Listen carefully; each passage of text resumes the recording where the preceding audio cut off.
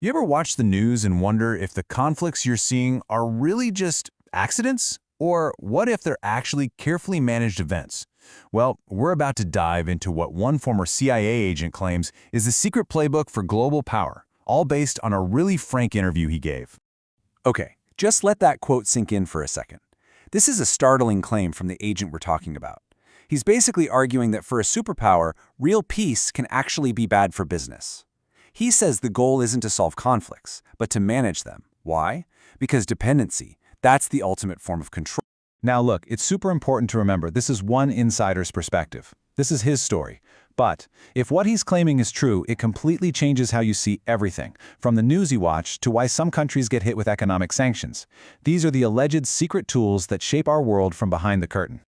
All right, so let's start with the big foundational idea he puts forward. He says that at the very highest levels, international relations aren't really about diplomacy, they're about manipulation. To make this make sense, he uses this really powerful analogy.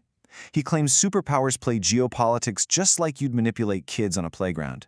You don't have to start a massive fight, you just find two kids who are already a little wary of each other, and you whisper, "Hey, you know what Johnny said about you?" It's not about creating conflict from scratch, it's about finding a tiny existing spark and pouring a little gasoline on it. It's a chillingly simple idea, isn't it? But how does that playground rumor mill actually scale up and translate into real-world foreign policy? Well, the agent gives us what he says is a prime example: the long, tense, and complicated relationship between India and Pakistan, with the United States positioned right in the middle. So according to him, the objective here was never peace. The real goal was to maintain a very carefully calibrated level of distrust. This makes sure that both countries stay dependent on the U.S. as a mediator, as a supplier of weapons, and as a source of intelligence. It keeps them locked in this cycle of tension that, from a certain point of view, is very profitable. So here's how he claims the game is played. It's all about controlling information. You give India some very selective intelligence about what Pakistan is up to, and then you turn around and do the exact same thing for Pakistan.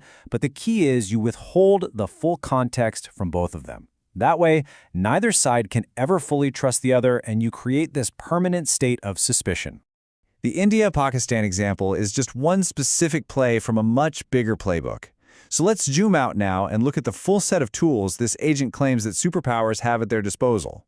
He alleges that this entire playbook is driven by one single core principle, something he says is taught on day one at the CIA: American primacy. It's the belief that the world is fundamentally more stable and, American lives are better when America is the one in charge. He argues that this one idea becomes the justification for almost any action you have to take to maintain that number one spot. So how is that top spot maintained? He calls it covert influence. And this isn't about tanks and fighter jets. It's about controlling the story.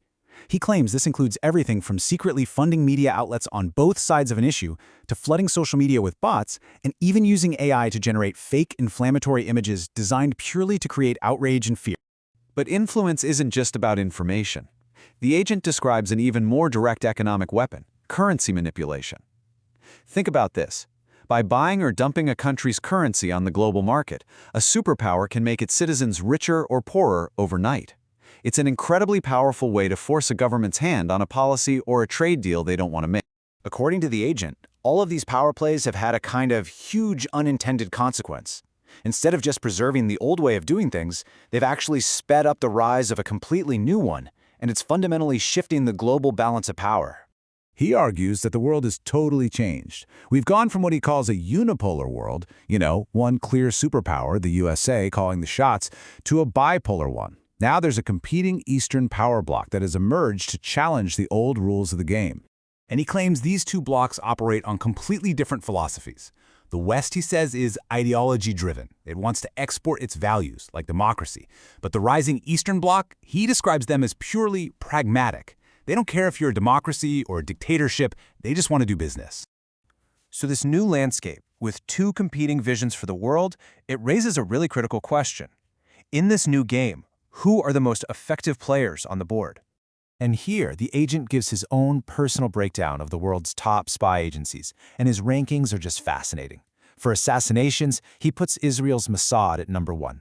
For projecting power across the globe, he actually ranks China's MSS first. And for protecting your own homeland, he claims the CIA is still the best. It's this really candid look at how he sees the specialized strengths of the world's key players, including Pakistan's ISI and India's RAW. This all leads to his final, pretty sobering assessment of America's current position. He puts it bluntly, the whole world knows we're on the decline, and guess how much the world wants to help us get better? Zero. It's a stark reminder that when you've been at the top for a long time, you don't have a lot of friends rooting for you to stay there. So ultimately, this insider's account paints a picture of a world in transition. A world where the old playbook of manipulation might be losing its power as new players rise with their own rules.